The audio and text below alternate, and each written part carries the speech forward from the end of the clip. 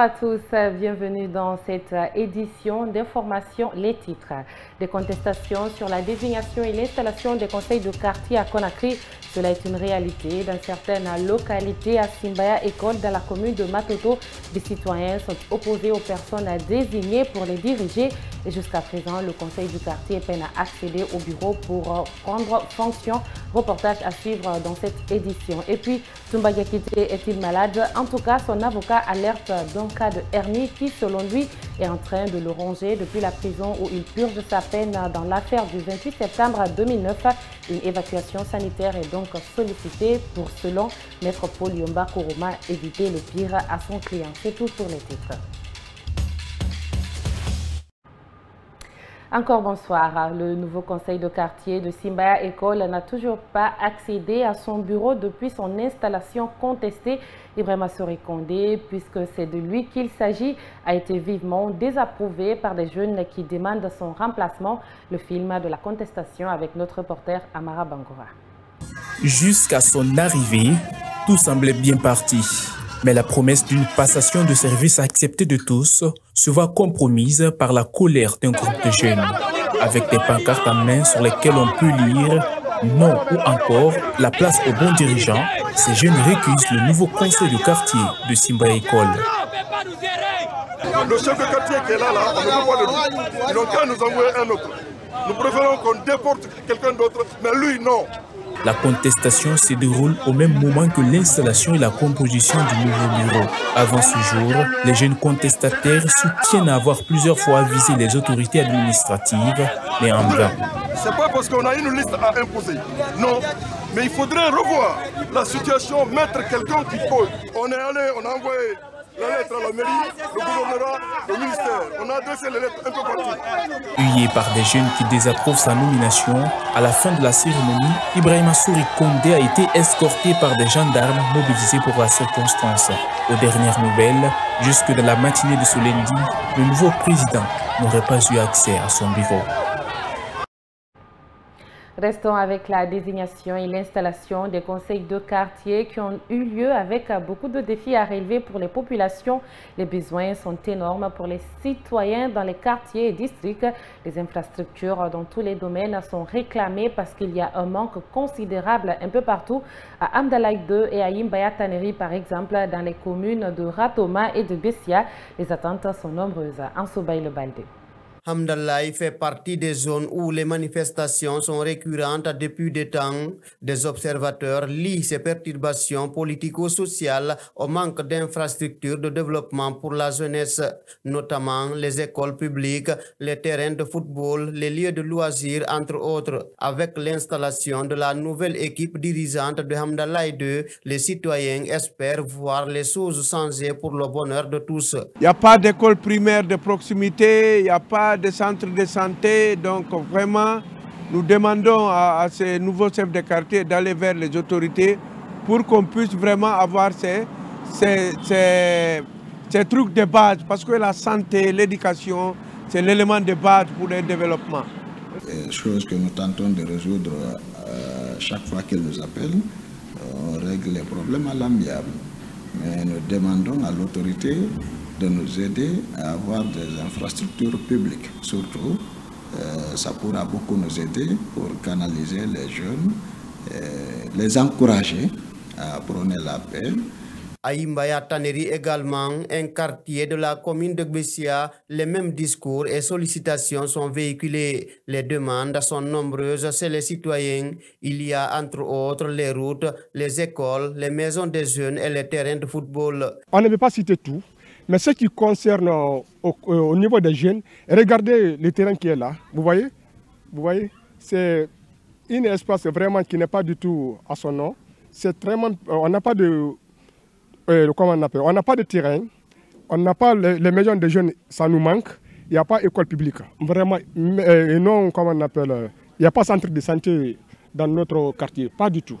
Connaissant ce quartier, pour y avoir résidé depuis les années 60, donc je sais que la population me fait confiance aujourd'hui et ils m'ont dans leur cœur pour réparer certaines situation déplorable de ce quartier. Dans un autre cadre, l'élite guinéenne a-t-elle contribué au ralentissement du développement du pays? Cette question revient dans la plupart des discours en Guinée. Des observateurs dénoncent le comportement de certains intellectuels qui feraient la promotion de la médiocrité, ce qui, selon bon nombre, freine l'élan du développement. C'est le cas du président de l'Union démocratique pour le renouveau et le progrès qui exprime ses inquiétudes face à cette situation. Le leader politique sollicite la transformation locale pour promouvoir les compétences des jeunes. Ansoubaï le Baldé. La Guinée tarde à connaître le développement tant attendu par les populations. Face à cette situation, le président de l'Union démocratique pour le renouveau et le progrès UDRP accuse l'élite guinéenne d'être l'une des causes de ce facteur regrettable. Edouard Zoutomou-Pogomou invite à éviter les contre-vérités dans les actions. C'est une sorte d'hypocrisie. C'est de l'hypocrisie, il faut qu'on évite. Et il faut qu'on évite aussi de ne pas accepter les grosses contre-vérités. Parce que c'est ce qui nous retarde. Tant qu'on est en train de se nourrir justement de ces contre-vérités, c'est qu'on retarde le pays. Pour tout développement, l'intégration de la jeunesse est nécessaire dans un pays. Pour Edouard Zoutomou-Pogomou, la transformation locale favorise l'évolution d'une nation. On ne peut pas laisser la jeunesse, c'est la raison pour laquelle d'ailleurs nous avons dit la seule façon pour la Guinée de bénéficier effectivement des retombées de ses ressources, c'est de faire en sorte que toutes les transformations se fassent ici, localement. Si on le fait, la jeunesse aura l'occasion justement, on aura l'occasion de créer des emplois pour cette jeunesse qui est désœuvrée. Aujourd'hui, on forme des gens qui ne peuvent aller nulle part parce qu'ils veulent travailler, mais justement les occasions ne sont pas là pour qu'ils aient le travail pour lequel ils ont fait des études. Alors tant que c'est comme ça, nous pensons que nous allons tourner en rond, et entre-temps, c'est une petite minorité justement qui sera là, en train de profiter. Le développement doit prendre en compte toutes les composantes de la vie nationale et donc il faut éviter les tromperies pour aller vers l'évolution au bénéfice de tous, lance le président de l'Union démocratique pour le renouveau et le progrès. Dans l'actualité, les occupants de la plage de Lambagny sommaient de libérer les lieux à l'immédiat. Une nouvelle qu'ils ont reçue ce lundi matin contre toute attente. Sur place, ces jeunes et femmes disent ne rien comprendre de la situation. Khadija Kaba et Ousmane Kamara.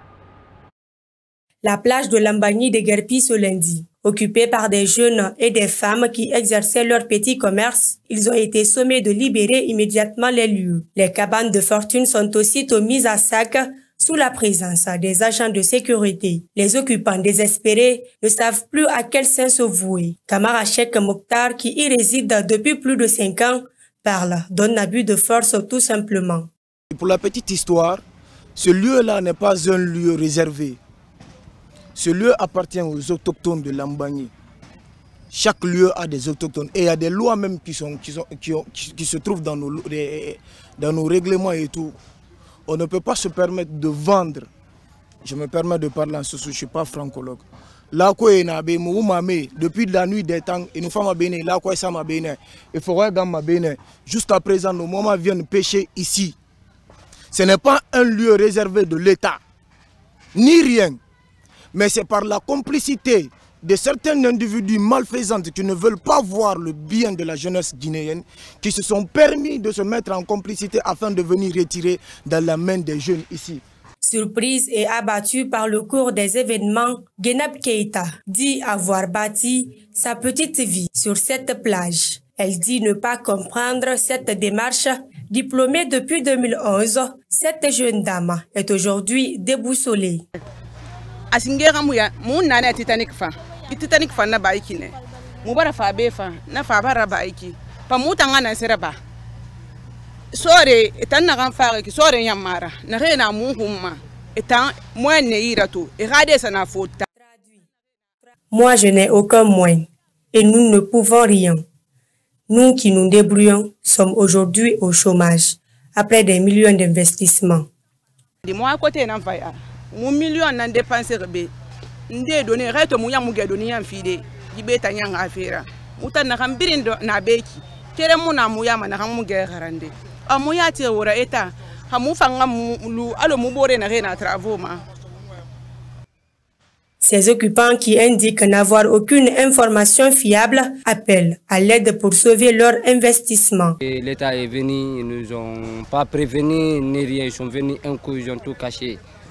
Donc on demande à l'autorité de nous venir à l'aide, parce qu'on n'a pas là où aller. Il n'y a aucun étranger ici, on est tous des Guinéens, comme eux. Nous on a applaudi pour la jeunesse. La jeunesse est venue ici, c'est la jeunesse aussi qui nous détruit. Donc vraiment on demande à les autorités de nous venir à l'aide, d'aider nous. Nous Guinéens on souffre. Toutes nos tentatives pour avoir la version des agents trouvés sur place ont été vaines. Ils déclarent avoir reçu des consignes de tout dégager. Ce soir encore, nous vous faisons vivre le parcours d'un officier supérieur qui a marqué le régime de Sékou Touré. Général Lansana Diané, c'est son nom, l'un des hommes forts du président de la Guinée indépendante, arrêté après la mort de son mentor, emprisonné puis exécuté à Kindia en 1985. Devoir de mémoire avec Abdallah Kamara.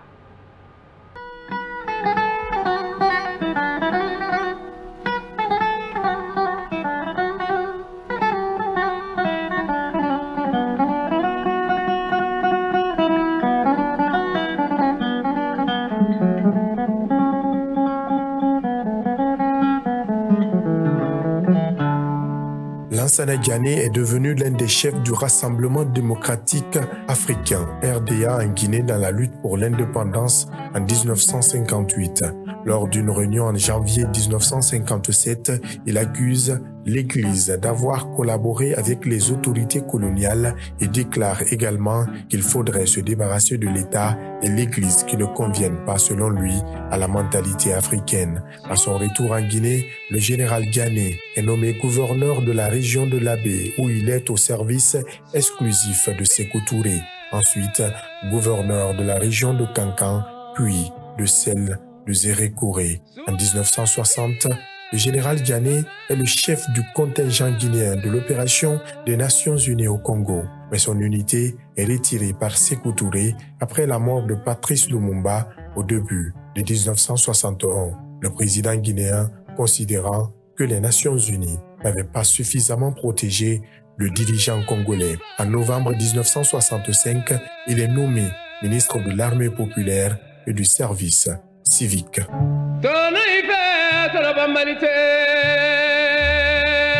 À la suite de l'opération Vermerte, en novembre 1970, Diané est capturé lors du raid, mais réussit à s'échapper. Au lendemain de cette invasion, de nombreux opposants à Sékou Touré sont arrêtés et emprisonnés au Kambouaro. L'officier supérieur participe activement aux simulations de procès et aux exécutions qui suivent. Il dirige notamment un comité révolutionnaire chargé de l'interrogatoire des prisonniers. Inspecteur général du parti, il fait partie, en mai 1972, des membres du bureau politique national qui accueille Fidel Castro lors de sa venue en Guinée. Du 24 juillet 1976 au 1er juin 1979, il est ministre de la Justice. Dans le cabinet formé le 1er juin 1979, il est nommé ministre de l'Armée populaire.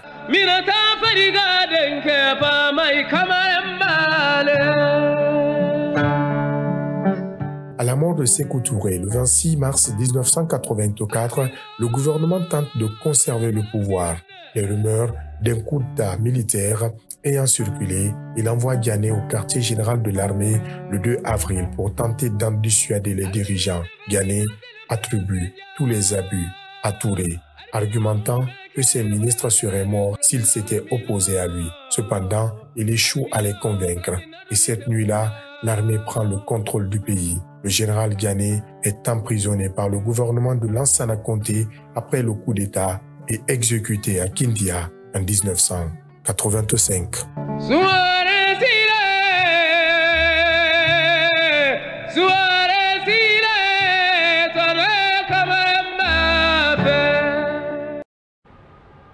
Comme annoncé en titre, l'avocat Maître Poliomba Kourouma alerte le ministère de la Justice et des Droits de l'Homme sur l'état de santé de Toumba Diakité, détenu à la maison centrale de Conakry où il purge sa peine dans l'affaire du massacre du 28 septembre 2009.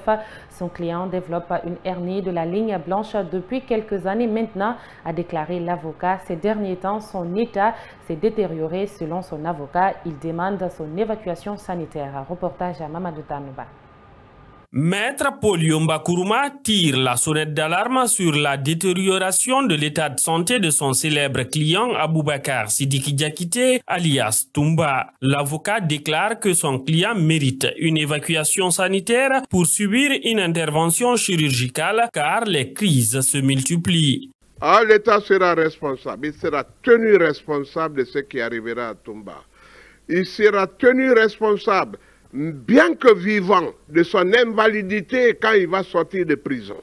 L'État doit savoir que le mal dont subit Toumba est de son fait. C'est une maladie d'ordre carcéral. Un homme qui est habitué au sport. Le président de la République fait le sport. Nos médecins sont performants, très performants. C'est la technologie qui manque.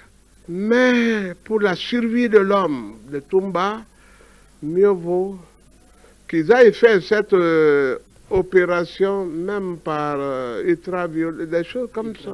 Oui, je crois que c'est mieux. L'avocat Maître Poliomba Kourouma soutient que son client reviendra en Guinée pour continuer à purger sa peine à la fin de son traitement. Mais Toumba n'a rien à redouter. C'est-à-dire que l'État n'a même pas à s'inquiéter en ce qui concerne Toumba. On peut le renvoyer, lui accorder la faveur d'aller se faire traiter, mais Toumba n'est pas quelqu'un qui ressemble à un fugitif. Quand ils sont venus prendre les gens pour les faire les évader, ils n'étaient pas concernés. Ils n'en étaient pas informés. Ils n'ont été informés que le lendemain. Condamné à 10 ans de prison, Toumba Diakité souffre d'une hernie de la ligne blanche.